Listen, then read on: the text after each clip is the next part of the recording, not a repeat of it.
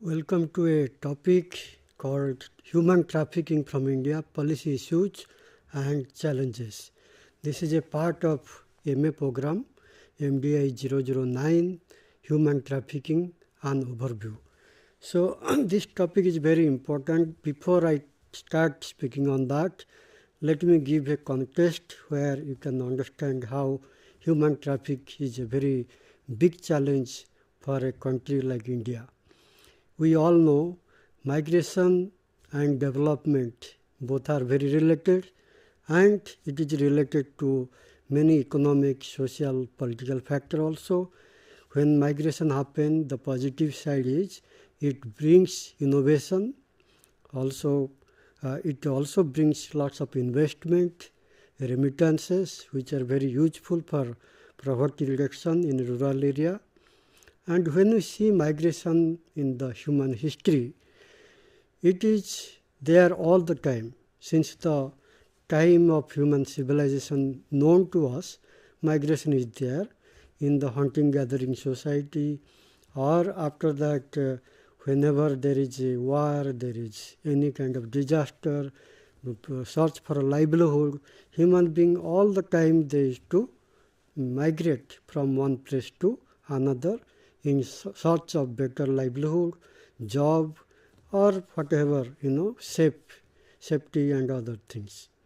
And it also part of, when you see globalized world today, migration happened due to demand and supply of labor. When you compare entire globe into two parts like global south and global north, the global north is relatively powerful and rich, whereas global south is poor and resource-wise they are poor, but they have surplus human resource. So this imbalance often creates migration.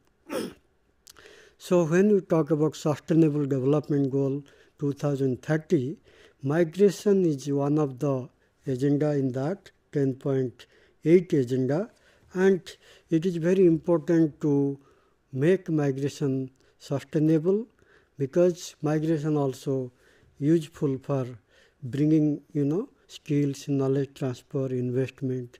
And migration will not stop any time in history, because as I mentioned, there are always this kind of mismatch, climatic region and so many things which trigger migration.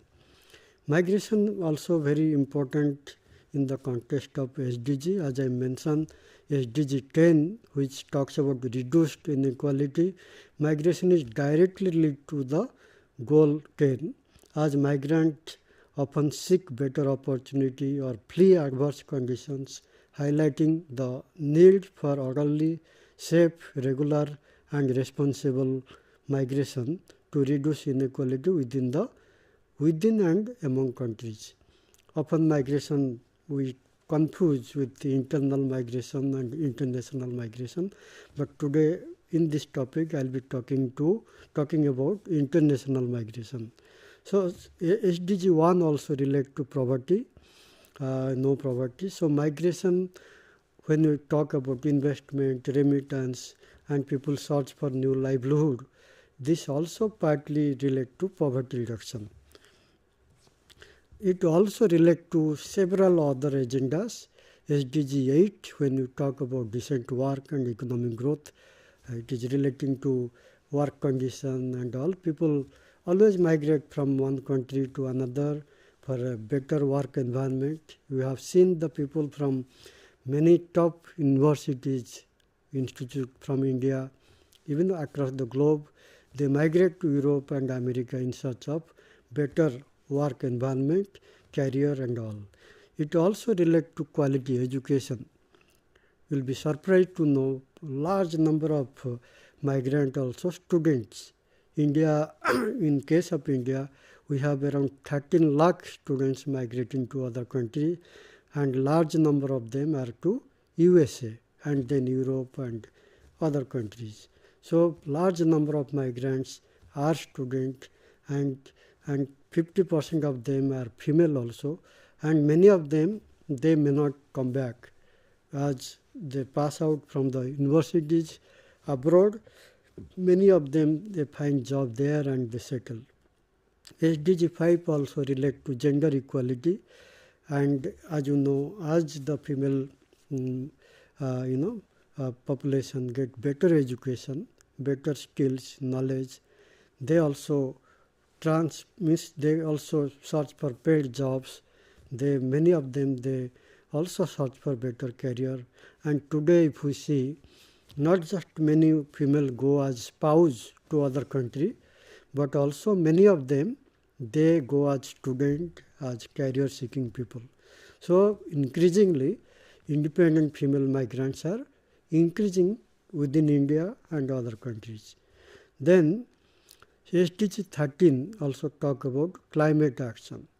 So climate also a major driver of migration today, and it may be, will be the over next 20-25 years, climate related migration will increase, and it may reach more than 200 million. It is such a powerful phenomena. If within India you see in Uttarakhand and many Ladakh region, you find ghost villages, because many villages, they don't have water, they don't have support. Weather is changing also, and sometimes erratic rain, heavy rain in span of 15 days, and then there is no rain.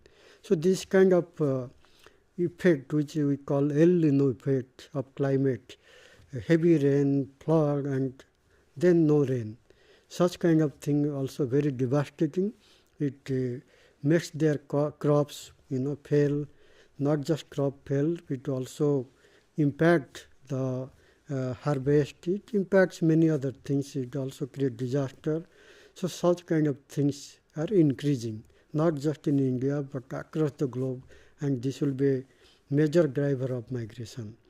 Then SDG 17 talks about partnership for goals.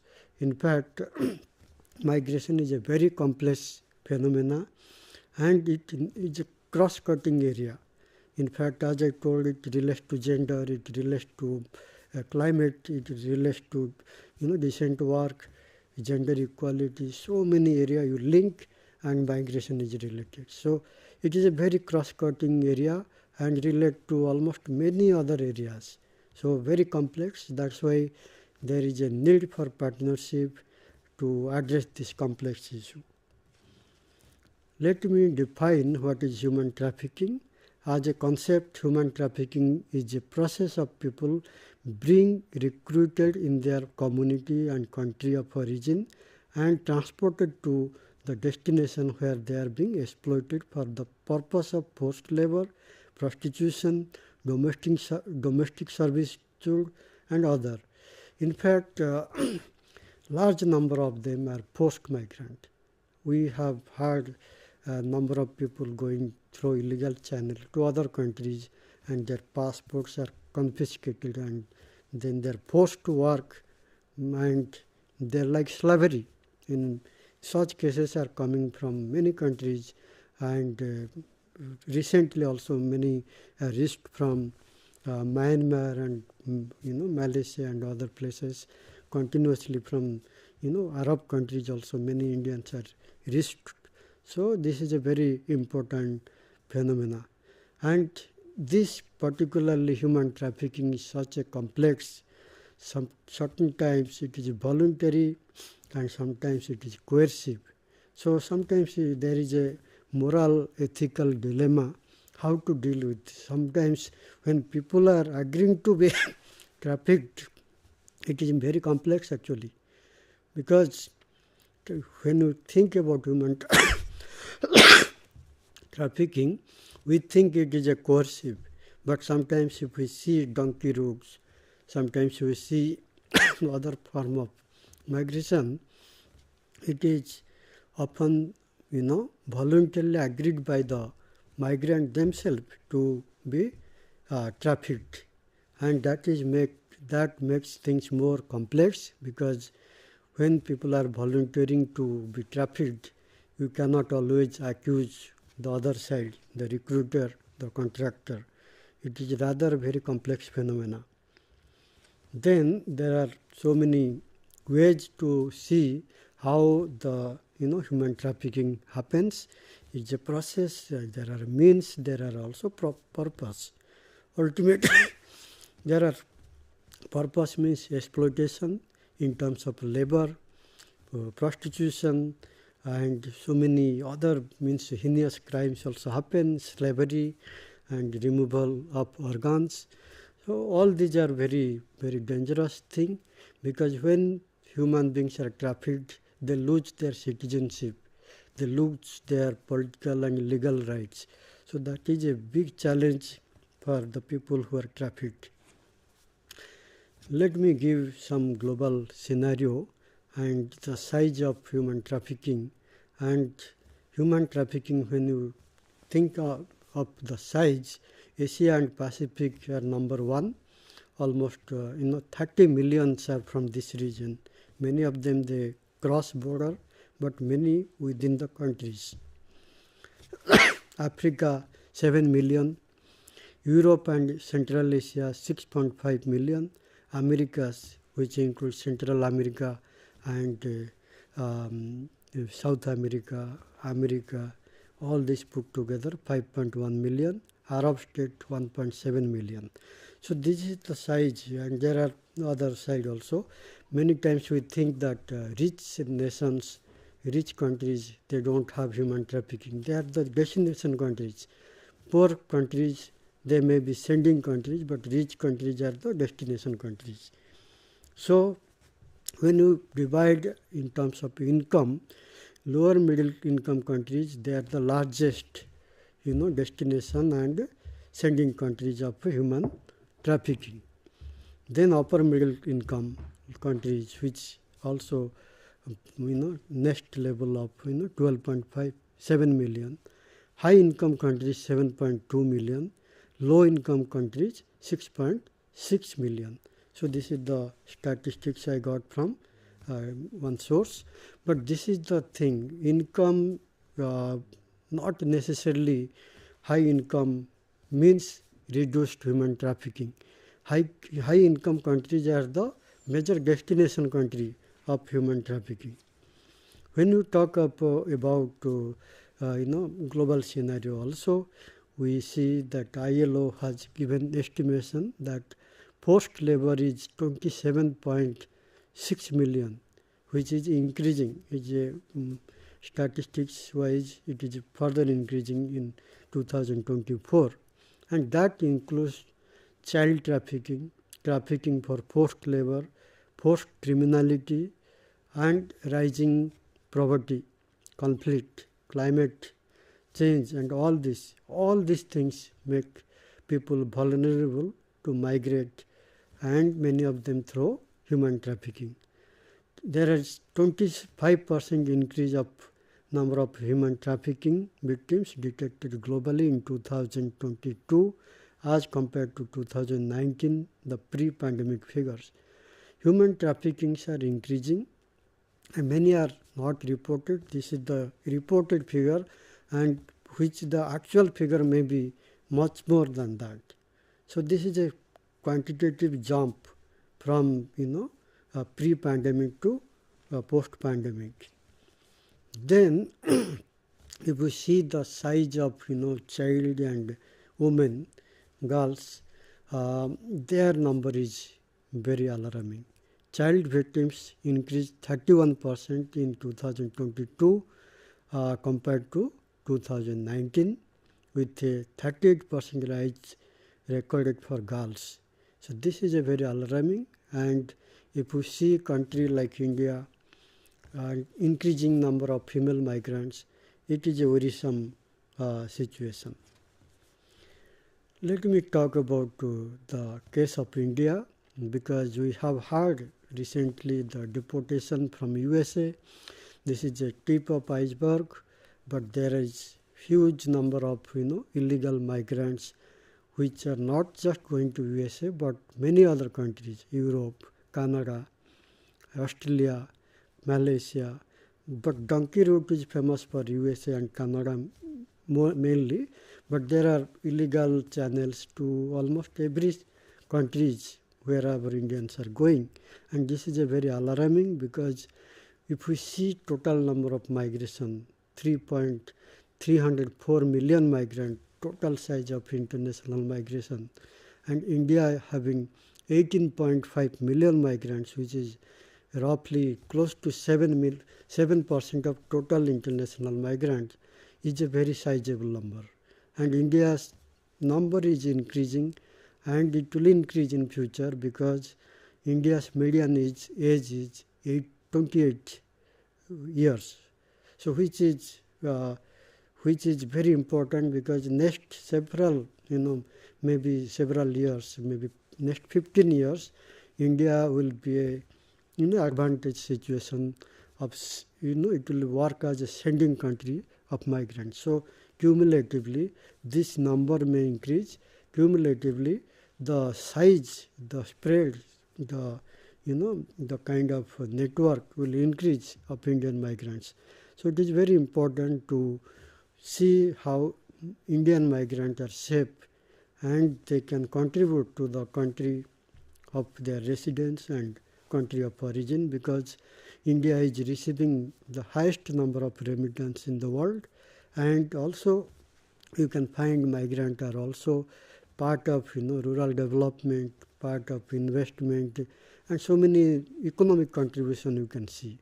And also you can see 500 Indians have been lured to Cambodia just in 2024 news, and many of them, they are doing data entry work and confined to forest area, and they are forced to do certain kind of spam and certain kind of illegal activities, which is very, very important to understand. Then in Minister of State for External Affairs in 2023 mentioned that 400 Indian men in fraudulent IT jobs struck in Myanmar.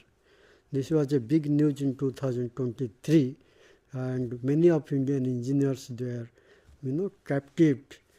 captivated in the Myanmar, in the forest, and their panic. In India also there was a panic among their families, so they are rescued after that. Then there are other incidents also, like Calcutta-based NGO has sought assistance from Foreign Ministry to rescue 32 people from Bengal allegedly held captive in Malaysia. And these are the incidents, but these are tip of the iceberg, which I can say, many are not reported.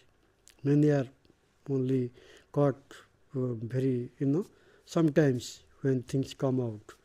So this is a very important incidents, and India, as I mentioned, 18.5 millions are Indian migrant stock across the globe, and that is increasing over time. In 1990s, it was very less, 6.5 million, and 2024 it is 18.5 million, almost 3 times jump, and it's a very huge jump.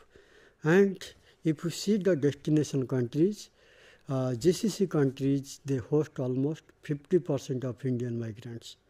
Then remaining 1/4 goes to North America, Australia and New Zealand, and rest other countries. So this is the spread of Indian. This is from Ministry of External Affairs website, and these are all human trafficking issues resolved in 2019 to 2024 in Arab countries, and a lot of them are from Saudi Arabia, from Oman, and followed by Saudi Arabia, then followed by Kuwait, followed by UAE. So this is the size, 38,917. These are the human trafficking cases resolved, and many of them, as I mentioned already, their passports are confiscated, and they have been, they have been sheltered in a very barrack-like environment where they cannot go out, they cannot communicate to their family, they cannot live So this is the situation, and it's a very challenging situation. Next thing I'll talk about when I talk about how to safeguard, how to make migration better for Indian people. And there are two ways to look at.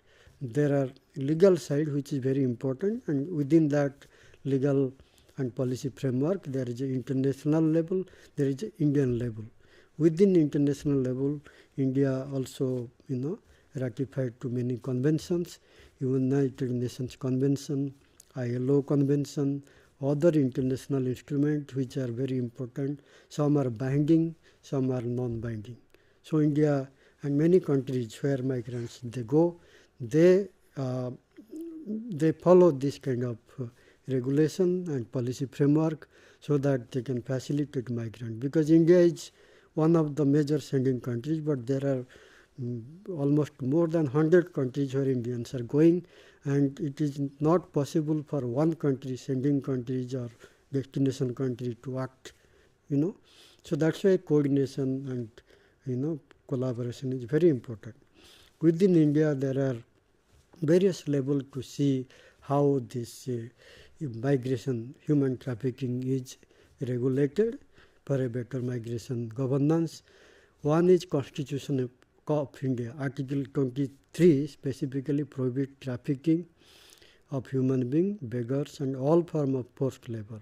This is a constitutional safeguard, and there are IPC, Indian Penal Code, 1860, there are other, Immoral Traffic Prevention Act 1956, and there are various other acts also, bonded labor, then juvenile justice, state-specific legislation.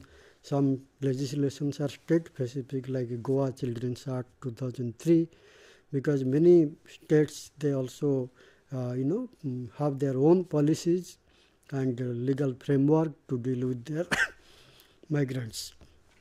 Then various judicial decisions by Supreme Court and High Courts and all this, which are also very important in the context of human trafficking.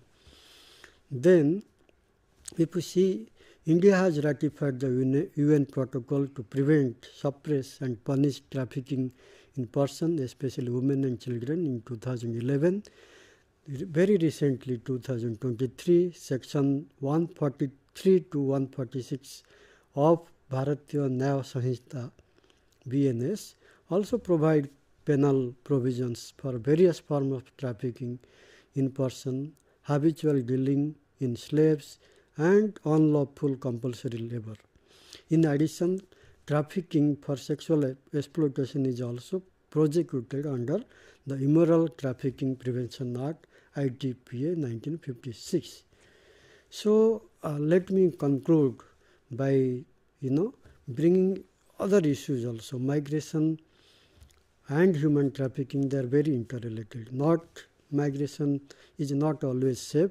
Not safe just today, but every time migration has a, there is a negative side of migration, which is very important to deal with.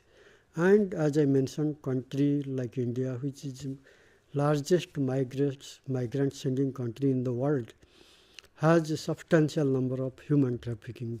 You say it donkey routes, or you say undocumented migrant, you say anything. So large number of them are from India, and this is a very challenging, not just for government, national and state government, but also families and communities. It's very important to see migration safe, and how to see migration can be positive, because as I mentioned, there is an economic side of migration, there is a social, cultural side of migration, political side of migration, which are very positive also. And to make migrant life better, safer and all, only to help them to contribute better, India is receiving more than 120 billion of remittance, which is again sent by these poor migrants to their rural household, which is again work for better education, healthcare, housing, and overall, economic and education and social improvement of them. And this is a very complex phenomena, because only government may not be successfully doing this kind of thing, means making migration better, safer and orderly. It requires migrants themselves. They are also stakeholders. They should also be well informed. They should be aware about where they are going, which country they are going, and they should be aware about legal and cultural thing of those countries, so that they can responsibly behave in the destination country also. And there should be institutional arrangement, both government wise, also community wise, like diaspora organization, migrant organization in home and host countries, so that can facilitate. We have seen during COVID-19 how the diaspora organizations in the diaspora countries, where diaspora resides in in various countries, in Gulf countries and all, they facilitated in fact to bring people back home through Vande Bharat mission. So diaspora organization can make a very positive role, because community organization, they are the first to sense the danger, sense the thing, and people, especially migrants, they feel safe to go to community organization first sight, then they come to government, embassy and all these things. So it's very important to bring this social capital community organization into the forefront. And then it is very important in the interest of humanity to make migration safe, orderly and sustainable, because as I mentioned, climate related migration will increase in next 20 years or so. It's a very alarming situation. Even in India, we are facing climate related migration, in Uttarakhand, in Ladakh region, as I mentioned, ghost villages are, you can see rising number of ghost villages. That's why it is very important to manage migration better for a country like India, which has not just highest number of international migrants, but also it is a beneficiary of remittance, investment and all. That's why the last point which I want to mention here is Global Compact for Migration. It's an overall umbrella term which has 23 objectives addressing various cross-cutting area of migration and making migration safer and making migration common to all, because every country is affected, whether it is a destination country or sending countries, they are affected by migration. And it is required that every country should have a proper objective, shared responsibility and common understanding about the migration. That's why this GCM, which is approved by 164 countries, emphasizes more kind of coordination among various countries and shared responsibility about how to deal with migration for a better and safer and in a very coordinated way to make migration work for every stakeholders, whether it is migrant themselves, the community, the countries which is sending and receiving. All these are very important, and with this I stop here.